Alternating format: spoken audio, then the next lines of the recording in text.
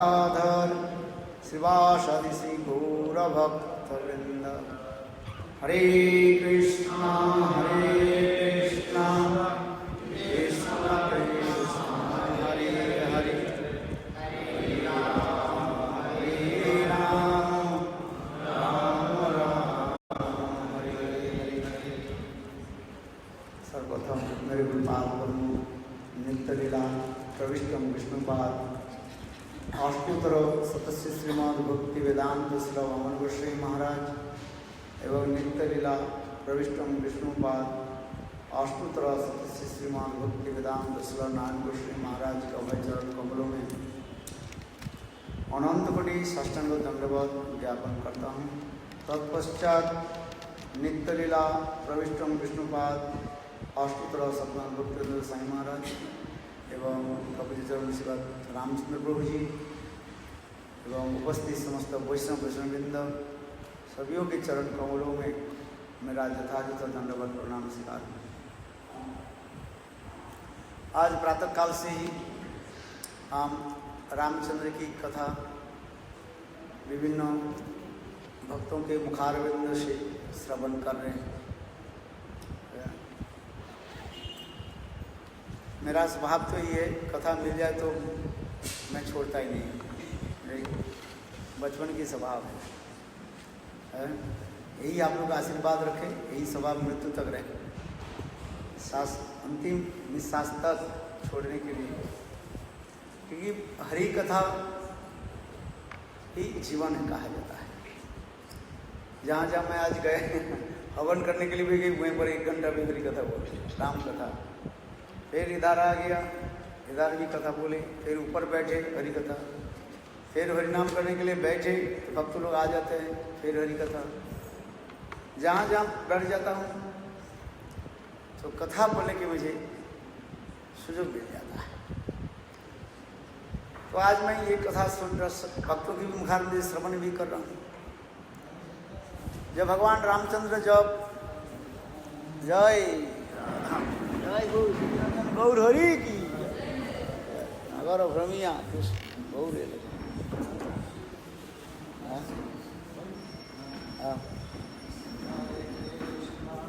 सीधा ही ले जाओ वहाँ पे, सीधा ही ले जाओ।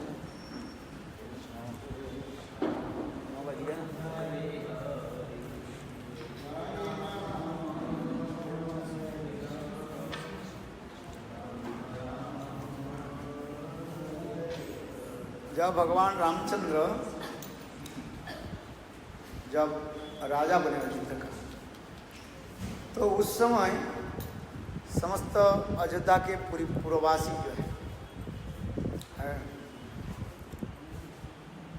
भगवान रामचंद्र के कहने लगे, प्रभु हम लोग कुछ उपदेश प्रदान करें। क्या करें? उपदेश दें। हमारे तुलसीदास जी इस रामचरित मानस में बहुत सुंदर रूप में वर्णन किया। गुरुदेव इस कथा को भी सुनाते थे। संग भगवान रामचंद्र बोले, सुनहु सकल पुरजन मम बानी, कहूँ न कुछ ममता डर आनी। नहीं अनति नहीं कुछ प्रभुताई, सुनह करहूँ जो तुम्हारी सुहाई। तुलसीदास जी संग लिख रहे हैं, स्वयं भगवान रामचंद्र समस्त नगरवासियों के कहने लगे, ये मेरे बात सुनिए, यह बात कि हृदय में कुछ ममता लेकर नहीं कहता हूँ। मेरी कथा बोलना कैसे होनी चाहिए? स्पष्टवादी होना चाहिए। दूसरे की मौन रखने के लिए बोलना नहीं। इसलिए तुलसीदास जी यहीं पर लिख रहे हैं, स्वयं भगवान रामचंद्र करें ये मैं स्पष्ट रूप से बताते जा रहा हूँ। जैसे मानव जीवन की कल्याण हो, हित किस में हो। सदगुरु सत्शिष्य की सदुपदेश देते हैं। स्निग्धस्थ शिष्य ब्रूहि में, गीता में श्रीमद् भागवत में स्पष्टी कर दिया, ये सदगुरु स्निग्ध शिष्य के निकट जो है गोपन से गोपन तत्व बताते हैं। उसी प्रकार भगवान रामचंद्र करें, सुनो सकल पूर्व जन मम वाणी, कहूँ न कुछ ममता पुर आनी, नहीं अनति नहीं कुछ प्रभुताई, सुनो करूँ जो तुम ही सुहाई।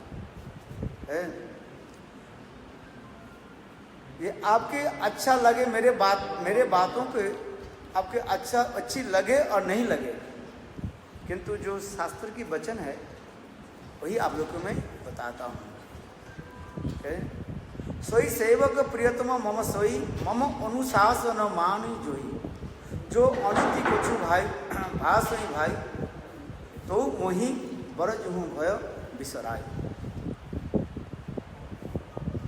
वही मेरा सेवक है जो मेरे प्रियतम, मेरी बात का आज्ञा के जो है, आदेश के जो है पालन करते हैं। शिष्य भी उसी के कहा जाता है जो गुरु के आदेश को पालन करता है।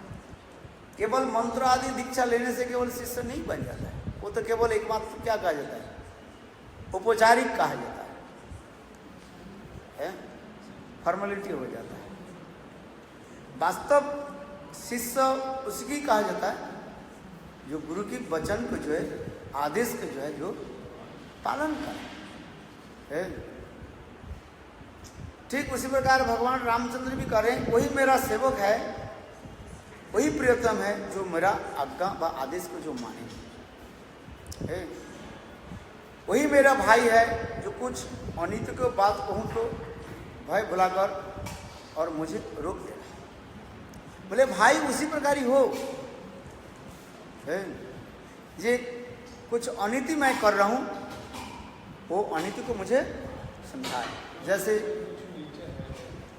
रावण अनिति कार्य कर रहे हैं, परस्त्री हरण, ये अनिति है कि नहीं?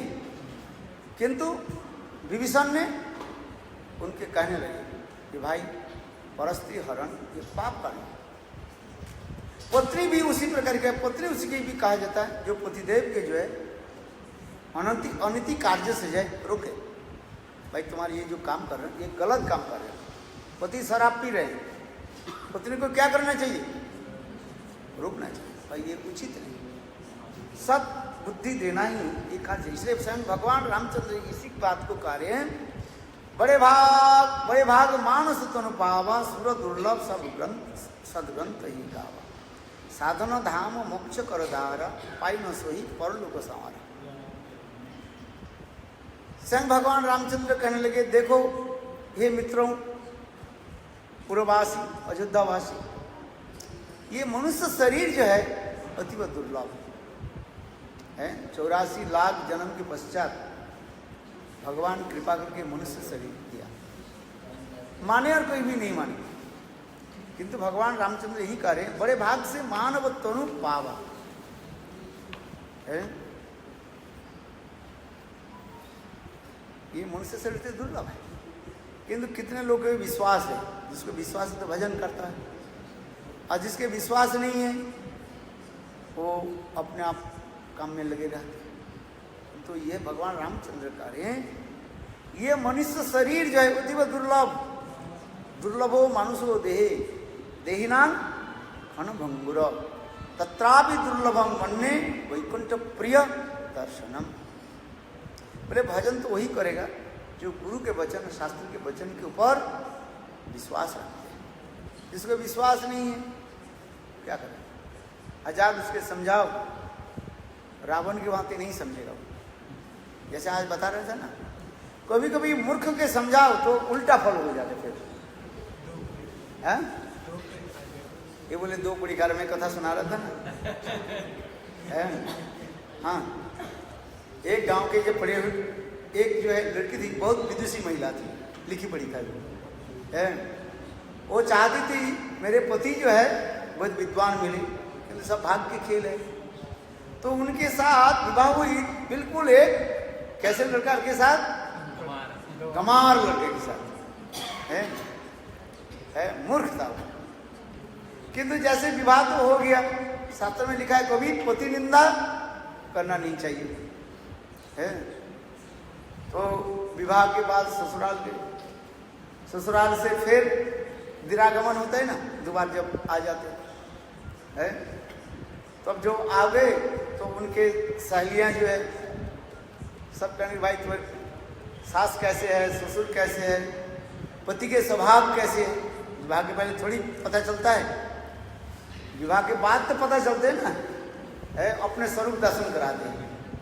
पति हो पत्नी हो, विवाह के पहले एक स्वरूप और विवाह के बाद दूसरा स्वरूप है। चंडा चंडा चमुंडा ये स्वरूप हो। विवाह के समय तो कहते हैं अच्छा तुम मानोगे कि नहीं, बोले हाँ सब मान लेते हैं। एक घर में विवाह के लिए बड़ा उस शहर की लड़की थी, बहुत लिखी पढ़ी लड़की थी, तो उनके सास देखने के लिए आई। बोले मेरा जो अभी बहू होने वाली है ना, वो कैसे स्वभाव की है, वो क्या करते हैं गोद भरने के लिए आती है ना, हाँ गोद भरने के लिए आई। तो गोद भरने के समय अब उनके सास जो है, अभी तो विवाह नहीं होने, तो सास कहने लगी देखिए बेटी तुम विवाह के बाद मेरे घर में आओ। देखो मैं ये एक बात स्पष्ट करता हूँ, हमारे घर में क्या क्या काम होते हैं, सुबह से लेकर के शाम तक हमारे घर में क्या क्या हम चलते हैं, तुमको पहले सब कुछ बता देता हूँ। यदि तुम्हें इसमें अच्छा लगे तो हमारे बेटे के साथ शादी करो, नहीं तो कोई बात ही नहीं है, सीधी बात। भाई विवाह के पहले सब क्या होना चाहिए है, राब साहब हो जाओ, नहीं ले हाँ जी हाँ जी हाँ जी, तो फिर जा करके उल्टा हो जाए। आजकल ऐसे ही होता, बोलता कुछ नहीं है और विवाह के बाद दूसरी रूप दर्शन कराते हैं। बोले ठाकुर जी भजन करोगे ना, हाँ हाँ हाँ, अरे विवाह के बाद कुछ नहीं करते, वो मछली खाना शुरू कर देते हैं और ये खाना शुरू कर देते हैं, प्याज लहसुन खाना शुरू कर देते हैं, ऐसे नहीं चलता।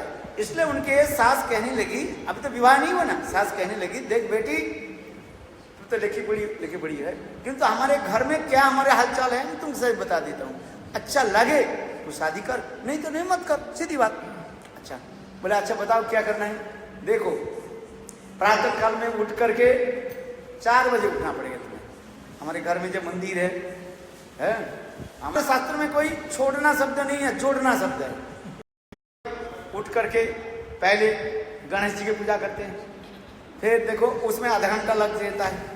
स्नान करना तुम्हें पड़ेगा ना भाई, 3:30 बजे उठो, स्नान करना पड़ेगा। भाई मैं बता देता हूँ पूरा, 3:30 बजे उठना पड़ेगा, स्नान करके आधा स्नान करके तिलक करके हाँ फिर मंदिर में आना पड़ेगा। फिर मंदिर में हम पहले गणेश जी की पूजा करते हैं, सप्तसिद्धि दाता, उसमें आधा घंटा लग जाता है। जय गणेश जी, इसको देवी मैया है, मैया मैया करके जो हम करते हैं ना, मुझे पता नहीं। अच्छा इसके बाद शिव जी का हम पूजा करते हैं। अच्छा ऐसे पूजा करते करते कितने घंटे लगेगा, कम से कम 2 घंटे लगेगा, तो 4:30 से कितना हो गया 6:30 तक। हाँ ये पूजा। इसके बाद देखो हम पाठ करते हैं, हमारे केवल गौड़ी मठ केवल भागवत पाठ करो, हम लोग ऐसे नहीं है, हम लोग सारे किसी के छुपाई किसी को हम छोड़े ही नहीं। जितने चालीसा है, कितना है, हम पहले गणेश चालीसा पढ़ते हैं, दुर्गा चालीसा पढ़ते हैं। भाई आजकल पढ़ रहे हैं सब, गणेश चालीसा, दुर्गा चालीसा, ये सब है, शिव चालीसा, और वो सिनेमा के हॉल से जो निकले हुए हैं उसके भी चालीसा हम पढ़ लेते हैं। सारे चालीसा जितने चालीसा ने छोड़े नहीं भाई, ऐसे करते 2 घंटा लगते हैं। कितना हो गया 8:30 हो गया। 8:30 के बाद हम मंदिर में वो भी जाकर के पूजा आदि कर स्तव स्तुति आदि करते हैं, परिक्रमा लगाते हैं। 3 बजे गौड़ी मठ में लोग तो 4 परिक्रमा करके भग जाते हैं, जो कीर्तन करते वो करते रहे, बाकी एक एक करके बाद पीछे होते हुए सब ऊपर में चले जाते हैं। बोले ऐसे हमारे लिए नहीं है भैया, देखो बताते हूँ, ये हम परिक्रमा कम से कम कितने परिक्रमा 108 परिक्रमा करते हैं। कितने परिक्रमा 108। अच्छा इसके बाद जो है हम पढ़ते हैं भाई, तो क्या ग्रंथ पढ़ते हैं, देखो हम पढ़ते हैं गीता पढ़ लेते हैं, भागवत पढ़ लेते हैं, देवी मैया के ग्रंथ पढ़ लेते हैं, किसी को छोड़े नहीं, हम तो हम सब भी जोड़ते हैं। अच्छा ऐसे करते करते सब है, रामायण से लेके सब पढ़ते हैं। तो वो तो लिखी बड़ी लड़की है ना, बोलते भाई कैसे कितना हो गया, 10:30 बज गया है, 10:30 हो जाता है। तो वो लड़की कहने वाली अच्छा कौन सा रह गया, कौन सा, ये बात बताओ मैया जी, तू बताओ आपके कौन सा ग्रंथ पढ़ने के रह गया? नहीं कोई बचा ही नहीं है, दुर्गा से लेकर के जितने भी सब पढ़ लेते हैं 10:30। तो वो बोले देखो आपके घर में ना 1 बज गया ना, मैं सब ग्रंथ के छोड़ करके एक ग्रंथ मैं पढ़ लूंगी। बोले कौन सा? महाभारत पढ़ लेंगे। क्या पढ़ लेंगे? महाभारत। मतलब क्या है? महाभारत हो जाएगा मैंने बोलो वृंदावन। महाभारत समझते कि नहीं? मैंने तुम्हारे घर में शादी हो तो महाभारत हर रोज महाभारत दे रहे हैं। मैं घर में लकड़ी बड़ी लड़कियां तो यही काम करते रहे तो हम ऑफिस कब जाएंगे? इसलिए भाई यहीं पर समाप्त कर दो। क्या हो गया? बोले हम एक के पूजा करने वाले हैं, इसलिए कहता है एक के भजे सो सब के भजे सो किसके न भजे है। तुलसीदास जी ले गए, बोले एक के जो साधे जो सबके साधन करते हैं, और जो हर व्यक्ति साधन को किसके साधन नहीं करते हैं। तो इसलिए भी कहते हैं वो लड़की लिखी पड़ी है, इसलिए कहते हैं भाई तुम्हारे घर में ऐसे हमारे काम नहीं चलो, विवाह शादी नहीं हो सकता है। विवाह शादी उसी घर में हो जिसको एक के भजन करने वाले है। ठीक है, राम जी के भजन करो, गलत थोड़ी है, कृष्ण के भजन करो। तो सारे देव देवी के भजन करते जाओ तो कहाँ होगा? है होगा नहीं। तो इसलिए भगवान रामचंद्र भी लोगों के उपदेश दे रहे हैं। अयोध्यावासी पूर्ववासी के जय उपदेश देने लगे। साधन धाम मोक्ष कर दारा पाई तो जो परलोक सुख। साधन धाम की मोक्ष की द्वार क्या है? ये शरीर है, ये मानव शरीर है। इस मानव शरीर भगवान रामचंद्र इसमें बहुत सुंदर सुंदर उदाहरण। वो कोई यहाँ पर जो तुलसीदास जी जो लिख रहे हैं ये सारे भागवत की संस्कृत श्लोक के जो है बहुत सुंदर सरल रूप में हिंदी भाषा में लिख दिया है। दुर्लभो मानुषो देहि देहि नाम घन भंगुर तत्रापि दुर्लभं मन्ये वैकुंठ प्रिय दर्शनम है। लब्धा सुदुर्लभिदम। मुझे लात मारा, क्यों लात मारा? मेरा दोस्त क्या है? क्या बोला? क्यों लात मारा? उसका दंड दिया। तो भगवान रामचंद्र पुजारी के बुलाए, पुजारी के बुलाया गया। पुजारी तुम्हें कुत्ते के लात मारे मारी? बोले प्रभु हाँ। बोले क्यों? बोले कुत्ता जो है तो भगवान रामचंद्र सर्वंतरी सब कुछ तो जानने वाले ही है, तथापि लोक शिक्षा के लिए भगवान रामचंद्र कुत्ते बोले कुत्ते तुम बताओ इसके क्या दोष दिए, क्या दंड दिया जाए है? तुम बताओ। आश्चर्य गजब की बात बताता। भगवान राम एक कुत्ते बोले प्रभु इसके दक्षिण देश में कालिंदी शहर में एक विशाल स्वर्ण मंदिर है। क्या मंदिर है? स्वर्ण मंदिर है, विष्णु मंदिर है। उस मंदिर में हर रोज 10,000 जो है स्वर्ण मुद्रा है दान पेटी में पड़ता है। ये दान पेटी में कितना पड़ा था मुझे पता ही नहीं है, सना कोई दान सोना डाला कि नहीं डाला बोले उस कालिंदी नगर में शहर में सबसे बड़ा एक स्वर्ण मंदिर है। उस स्वर्ण मंदिर में जहां पर हर रोज कितना आमदनी होता है? 10,000 स्वर्ण मुद्रा।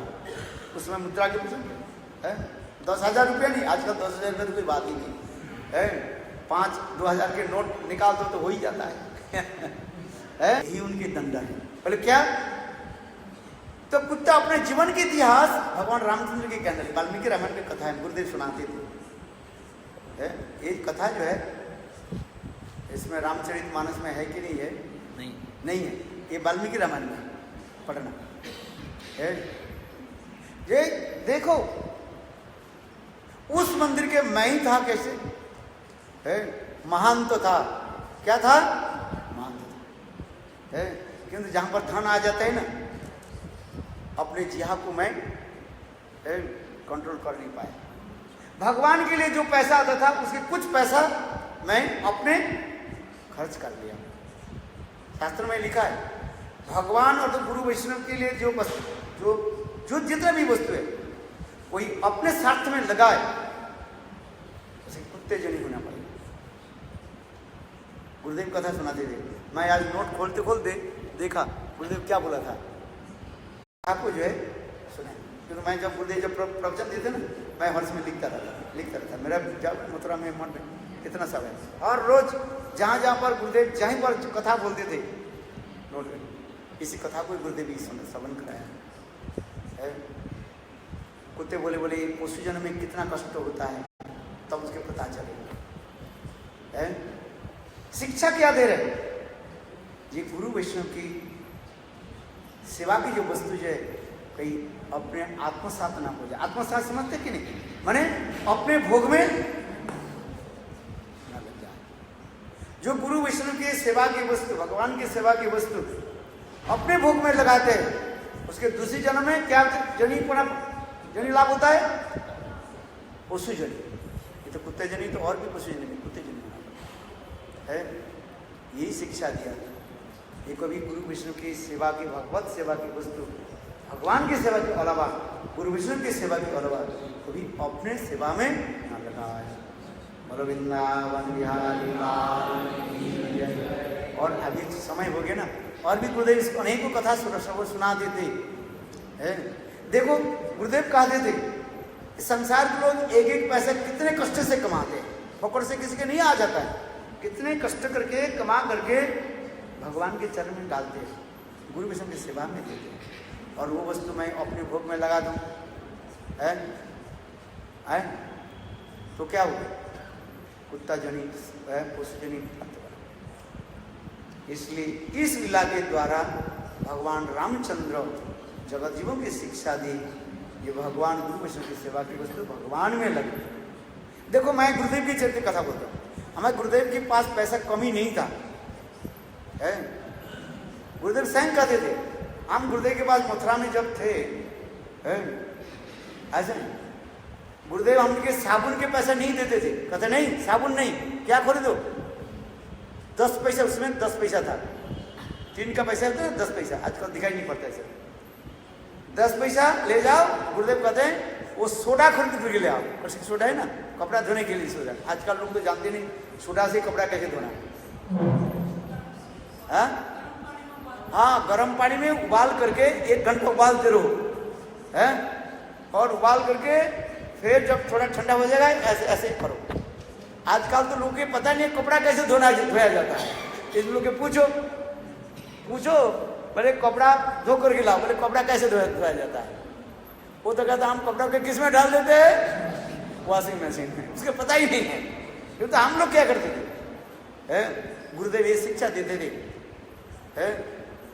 कोई ब्रह्मचारी कहते थे, अरे गुरुदेव आपके पास तो पैसे, कितने पैसे लोग देते हैं, कहते नहीं ये पैसा भगवान की सेवा के लिए, तुम्हारे भोग के लिए नहीं है, पर मेरे भोग के लिए। मैं गुरुदेव की चित्र भी देखा। गुरुदेव कई बार जो है, हाँ वो जयपुर में जो है अस्पताल में कैसे गुरुदेव रहा, आंखों से आंसू आ जाए कथा सुनने।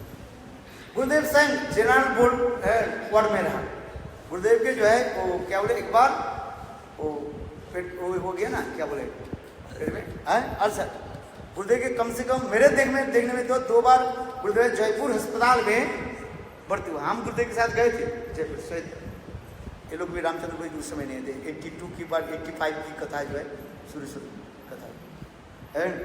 हम गए थे, माधव महाराज और हमारे भजेंद्र नंदन प्रभु जो पुजारी था, हम तीनों और गुरुदेव के साथ गए थे जयपुर।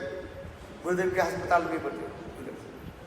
हम दोनों जो रहे, हम और भजेंद्र नंदन प्रभु जो हम पुजारी जो है, हम लोग ओम प्रकाश के घर में रहे, मेरा याद है। और गुरुदेव और माधव महाराज हस्बैंड। हम जब प्रातः काल में गए, देखा गया गुरुदेव को जनरल वार्ड में गुरुदेव की जो ऑपरेशन कर रखा है, और वहीं पर कुत्ता और गुरुदेव के बेड के नीचे सोए हैं।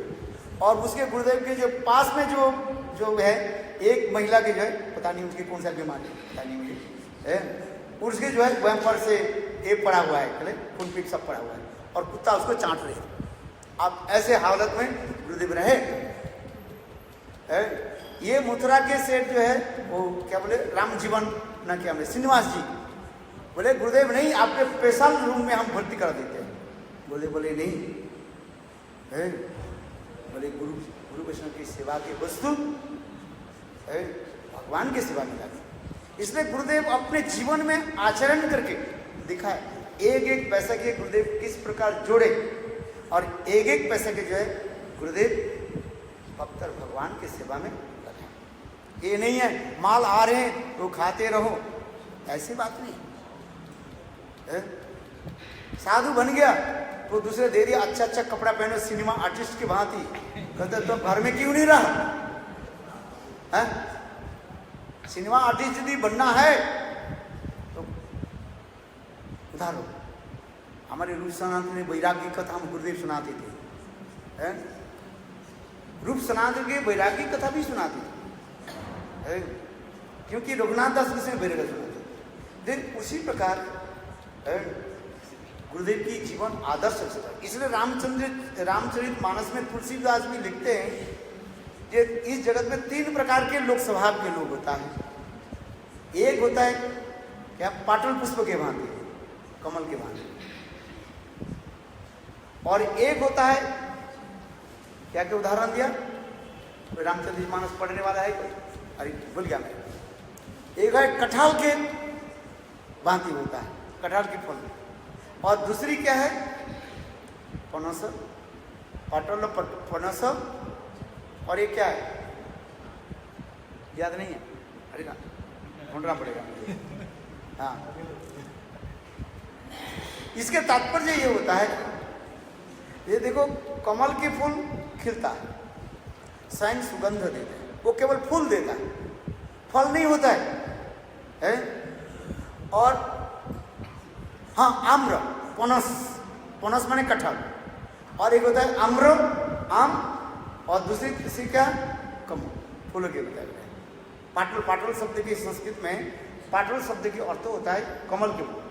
कमल के फूल में फल नहीं होता है, और कटहल जो होता है उसमें भी फूल नहीं होता है, केवल फल होता है। और आम में क्या होता है, उसमें फूल भी है फल भी है, वो आ जाता है ना, क्या बोलते हैं, मुकुल आता है ना, वही तो फूल होता है। बोले एक केवल जो होता है बोलने वाला होता है, काम करता नहीं है, और एक काम बोलते नहीं है करता है, वो कटहल के भांति कहा जाता है। ये 3 उदाहरण दिए रामचरितमानस में। एक कोई बोलने वाला होता है और कोई वो जीवन में आचरण नहीं करता है, वो क्या होता है कमल के फूल के भांति कहा जाता है। और दूसरी जो है वो कटहल के भांति, वो किसी के उपदेश नहीं देते हैं, अपने स्वयं का। तात्पर्य क्या है, तुलसीदास करें जो स्वयं आचरण करते हैं और दूसरे की भी आचरण कराते हैं, वही आम के फूल, जिसमें जो है स्वयं जो है कोयल बैठता है। कोयल कहाँ पर बैठता है, कटहल के पेड़ पर कोयल नहीं बैठता है, और कमल में जाकर के भी कोयल नहीं बैठता है। कोयल कहाँ पर बैठता है, आम के पेड़ में, और बैठ करके वहकते हैं, सुंदर सर के द्वारा सबके मन को लुभाते हैं। तुलसीदास जी करें स्वयं आचरण करें और दूसरे के आचरण में लगाएं। बोलो वृंदावन बिहारी लाल की जय जय श्री राम। बोलो मर्यादा पुरुषोत्तम भगवान रामचंद्र की जय जय। बोलो सीताराम सीताराम सीताराम सीताराम सीताराम सीताराम, ओ सीताराम सीताराम सीताराम कोई सीताराम सीताराम सीताराम, ओ जाए विधि राखे राम ताये विधि रोहिए, जाए विधि राखे राम सीताराम सीताराम सीताराम कोई सीताराम, ओ जाए विधि राखे राम ताये विधि रोहिए, जाए विधि राखे राम माहौल में राखे साए छुपड़ी के पास दे, धन्यवाद निर्विवाद नाम कहते सीताराम बोलो सीताराम सीताराम सीताराम सीताराम, ओ दिल्ली के गोर सो भक्त बिना नाच के, हुआ गेला नहीं प्यारी राम तेरा साथ में,